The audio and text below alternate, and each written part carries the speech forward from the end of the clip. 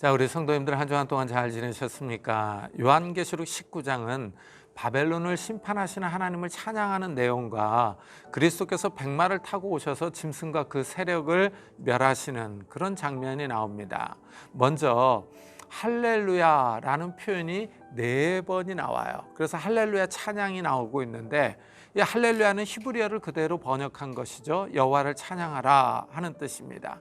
첫째 할렐루야는 하늘에서 이제 허다한 무리의 음성이 들립니다. 할렐루야, 구원과 영광과 능력이 우리 하나님께 있도다 하고 찬양을 합니다. 하나님이 바벨론을 멸망시키고 하나님의 백성을 구원한 것을 찬양합니다. 이 찬양은 바벨론에 대한 하나님의 심판의 성격을 말하고 있어요. 그의 심판은 참되고 의로운지라, 그러죠? 하나님의 심판 행위가 정당하고 공정하다는 겁니다. 하나님이 이 큰 음녀 바벨론을 심판한 이유는 이 첫째, 음행으로 땅을 더럽게 했고, 둘째, 하나님의 종들의 피를 흘렸기 때문이다 라고 설명을 합니다.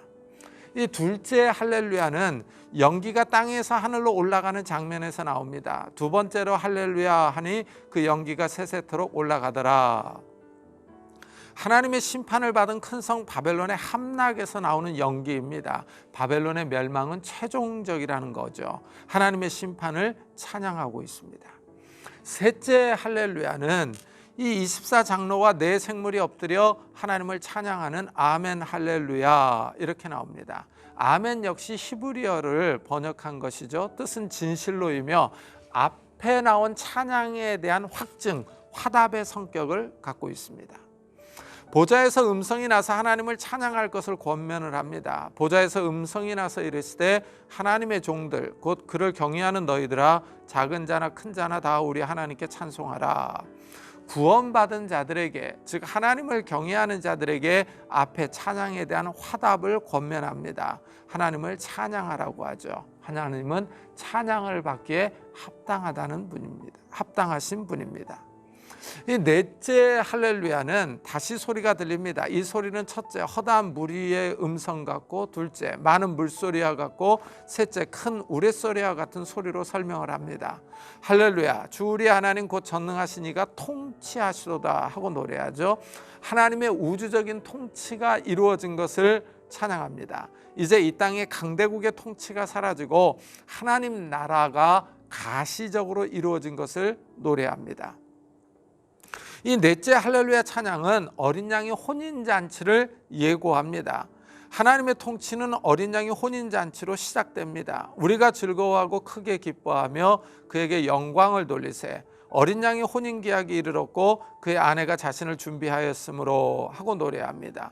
하늘의 허다한 무리가 찬양을 하죠. 기뻐하며 즐거워하라고 권면합니다. 어린 양의 혼인잔치가 가까이 왔기 때문입니다. 이 어린 양은 예수 그리스도를 의미하죠. 이 어린 양의 혼인잔치는 실제로 이 계시록 21장에서 나옵니다. 이 구약에는 하나님을 신랑으로 이스라엘을 신부로 비유하는 것이 많이 나옵니다. 그래서 호세아 선지자는 하나님이 이스라엘에게 장가갈 것이라고 예언을 하죠. 내가 내게 장가들어 영원히 살되 공의와 정의와 은총과 궁일이 여김으로 내게 장가들며 진실함으로 내게 장가들리니 내가 여호와를 알리라 그러죠. 그리고 예수님도 이 천국을 혼인잔치에 비유를 하셨습니다. 마태복음 22장을 읽어보면은 이 왕이 아들을 위해 혼인잔치를 베풀죠. 종들을 보내서 초청한 사람들을 나오라 그러는데 그 초청한 사람들이 오지 않죠. 그리고 이 모욕을 하고 종들을 죽이기도 합니다. 그러니까 이제 혼인잔치는 준비되었는데 초청한 사람은 오지 않으니까 이 왕이 그 초청한 사람들을 진멸하고 이 종들에게 내거리로 가서 이 만나는 사람들을 다 초청해 오라 그러죠. 이래서 예수님도 이 천국을 혼인잔치에 비유를 했던 이런 모습을 볼 수가 있습니다. 사도 바울 역시 그리스도와 교회 사이를 부부관계로 설명을 했었습니다.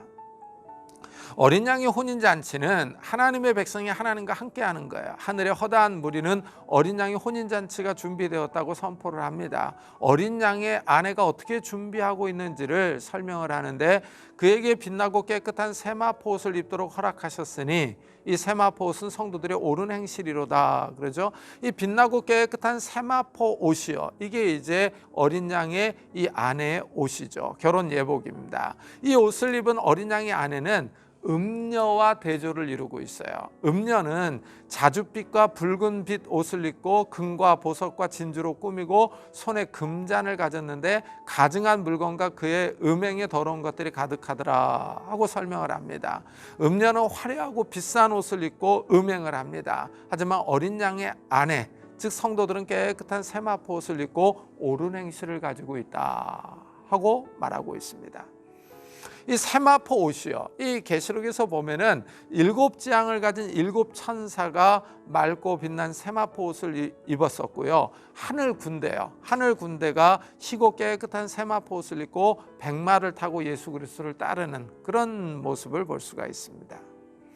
자, 이 신부가 입고 있는 빛나고 깨끗한 세마포 옷이요, 순결함과 이 승리를 상징해 주는 겁니다.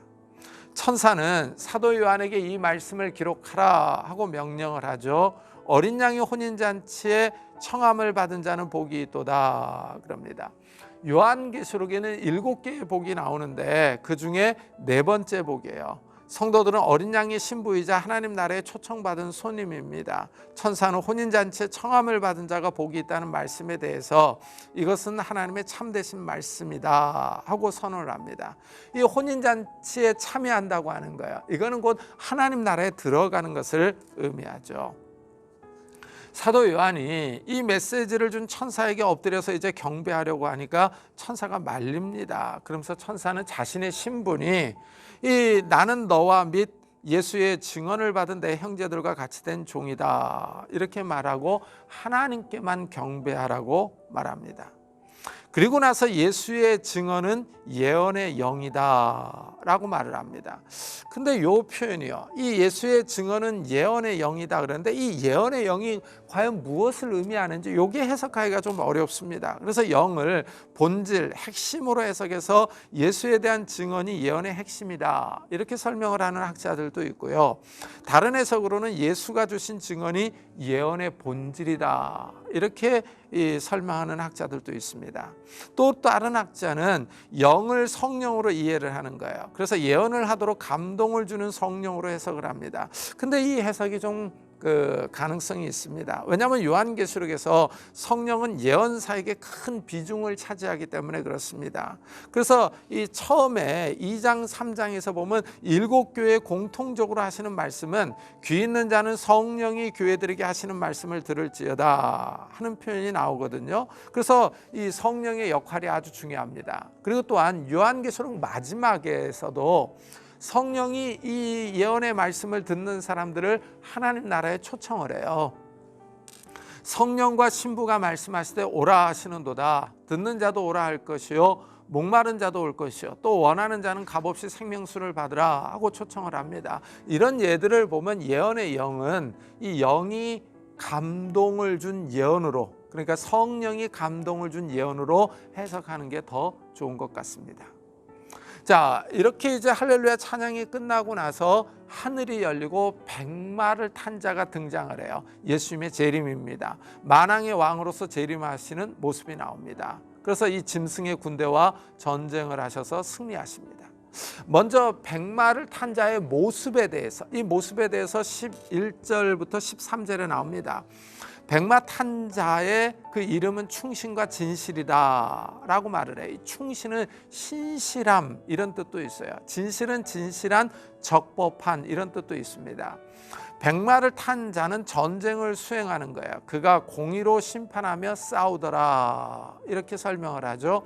이 의로 심판하시는 모습이에요. 이 모습은 이사야가 11장 4절에서 예언한 그 메시아의 모습과 잘 어울립니다. 이 백마를 탄 자는 의로 심판하며 전쟁을 수행을 해요.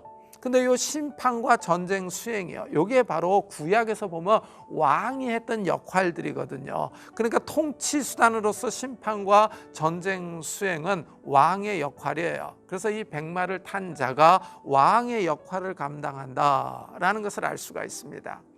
이 백마를 탄 자를 더 자세하게 설명을 하는데 그 눈은 불꽃 같고 그 머리에는 많은 관들이 있고 또 이름 쓴 것 하나가 있으니 자기밖에 아는 자가 없고, 그러죠. 이 눈이 불꽃 같다고 하는 거예요. 이건 1장에서 7교회 사이를 거니시는 인자의 모습과 같습니다. 그리고 이 눈이 불꽃 같은 모습이에요. 이거는 하나님의 아들의 모습이에요. 그래서 계시록 2장 18절에 보면 그 눈이 불꽃 같고 그 발이 빛난 주석과 같은 하나님의 아들이 이르시되, 그러죠. 그러니까 여기서 백마를 탄 자가 누구냐 하는 것이 더 밝혀지고 있는 이런 모습을 볼 수가 있습니다. 이 백마를 탄 자가 이 많은 관들을 쓰고 있어요. 이 관은 통치자가 쓰는 왕관을 의미해요. 앞에서 보면 붉은 용이요. 붉은 용은 7머리가 있고 7관을 쓰고 있었어요.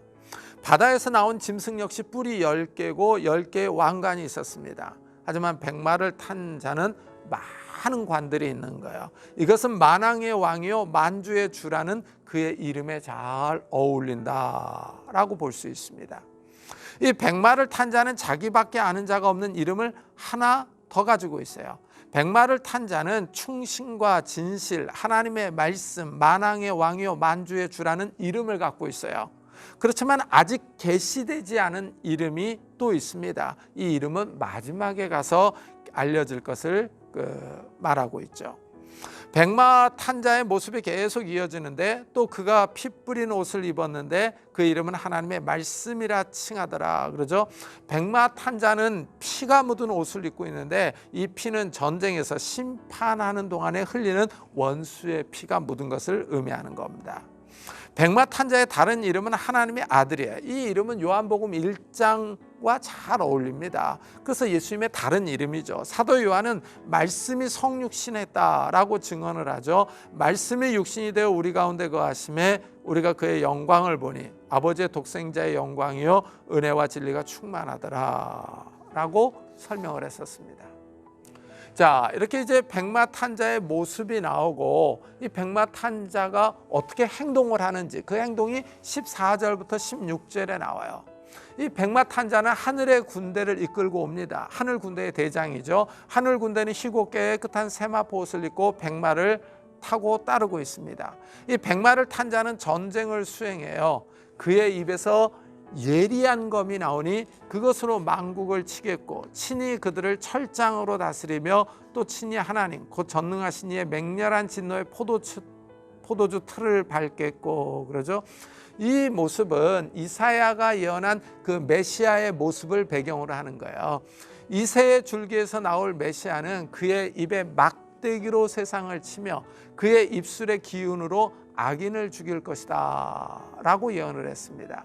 그리고 여기 계시록에 나오는 이 백마 탄 자의 모습은 또한 메시아 시편을 배경으로 하는데 시편 2편에 보면 내가 철장으로 그들을 깨트리며 라고 표현을 하고 있어요. 그러니까 이 백마 탄 자요. 이 백마 탄 자는 메시아 전사로서 전쟁에서 승리하여 만국을 통치하며 심판할 겁니다. 심판은 진노의 포도주 틀을 밟는 것으로 표현됐어요. 그래서 이 심판으로 인해서 백마 탄 자의 옷에 피가 묻는 겁니다.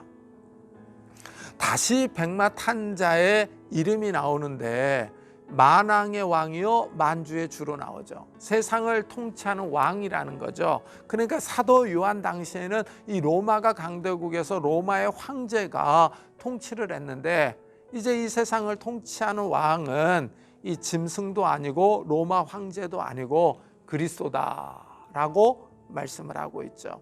이 현대식으로 표현을 바꿔보면 중국의 시진핑이나 미국의 바이든이 아니라 예수 그리스도가 만왕의 왕이요 만주의 주다라고 말씀을 할 수 있죠. 자, 그리스도께서 백마를 타고 이 땅에 재림하실 때 이제 전쟁이 일어나는 거예요. 한 천사가 이 전쟁의 새들을 초청을 해요. 새들을. 그래서 또 내가 보니 한 천사가 태양 안에 서서 공중에 나는 모든 새를 향하여 큰 음성으로 외쳐 이르되 와서 하나님의 큰 잔치에 모여라 하고 말을 하죠. 새들에게 와서 이 전쟁에서 참여하여 죽은 왕, 장군, 군인들의 시체를 먹으라고 명령을 하는 거예요. 그리스도께서 백마를 타고 하늘 군대를 이끌고 오십니다. 여기에 짐승과 거짓 선지자가 땅의 군대를 모아가지고 대적을 하는 거예요. 그러니까 하늘의 군대와 땅의 군대가 충돌을 일으키고 있는 이런 모습을 볼 수가 있죠. 그래서 여기 보면은 또 내가 보면 그 짐승과 땅의 임금들과 그들의 군대들이 모여 그 말탄 자와 그의 군대와 더불어 전쟁을 일으키다가 짐승이 잡히고 그 앞에서 표적을 행하던 거짓 선지자도 함께 잡혔으니 하고 설명을 하고 있습니다. 그럼 이 전쟁이 어떤 전쟁이냐 하는 게 이것이 바로 아마겟돈 전쟁이에요. 여섯째 천사가 여섯째 대접을 유브라데에 쏟았습니다. 그러자 강이 말라서 동방에서 오는 왕들의 길이 준비되어 있어요. 그리고 개구리 같은 새 더러운 영이요, 이 귀신의 영이 용과 짐승과 거짓 선지자의 입에서 나왔습니다. 그래서 짐승과 거짓 선지자가 땅의 왕들을 모아가지고 전능하신 이의 큰 날에 있을 전쟁을 위하여 이 준비를 했었죠. 이 전쟁 장소가 바로 아마겟돈입니다. 이 아마겟돈 전쟁은 그리스도께서 백마를 타고 이 땅에 오실 때 일어날 전쟁입니다. 이 전쟁에서 이제 짐승과 거짓 선지자가 패합니다. 전쟁에 져서 이 둘은 유황불못에 들어가요. 유황불못에. 그래서 짐승과 거짓 선지자를 따르던 군인들은 그리스도의 입에서 나오는 검에 죽임을 당합니다. 그래서 하나님 잔치에 초청을 받은 새들이 전쟁에 참여한 군인들의 시체를 먹습니다. 근데 이 전쟁에서 짐승과 거짓 선지자가 이 유황불못에 들어가요. 용은 이제 그 다음 장을 읽어보면 사로잡혀서 무적행에 들어갑니다. 그래서 이 최종적으로 심판을 받는 장소에 유황불못이 나오는데 이 유황불못에 던져지는 순서가 있어요. 첫째가 짐승과 거짓 선지자가 들어갑니다. 둘째가 사탄이 들어가요. 마귀죠. 세 번째가 사망과 음부가 들어갑니다. 그 다음 네 번째가 생명책에 기록되지 않은 모든 사람들이 들어가는 이런 모습을 볼 수가 있어요. 그래서 이 유황불못은 영원한 심판의 장소이며 둘째 사망의 장소로 나옵니다. 자, 이 장을 이제 결론을 내려보면요, 이 짐승과 거짓 선지자가 이 땅에서 권력을 잡고 성도들을 박해하며 괴롭힙니다. 이들의 권세가 영원할 것 같지만 짐승의 권세는 아주 잠시예요. 이들의 권세가 막강할 것 같지만 그리스도께서 재림하시면 순식간에 전쟁이 끝나버립니다. 이 종말의 시대에 이 성도들은 잠시 고난을 당하지만 영원한 하나님의 나라에 들어가는 거예요. 이 잠시를 위해서 영혼을 포기하는 그런 어리석은 자가 되어서는 안 되겠죠. 정말 영혼을 사모하면서 깨어있는 성도님들이 되시기를 축복합니다.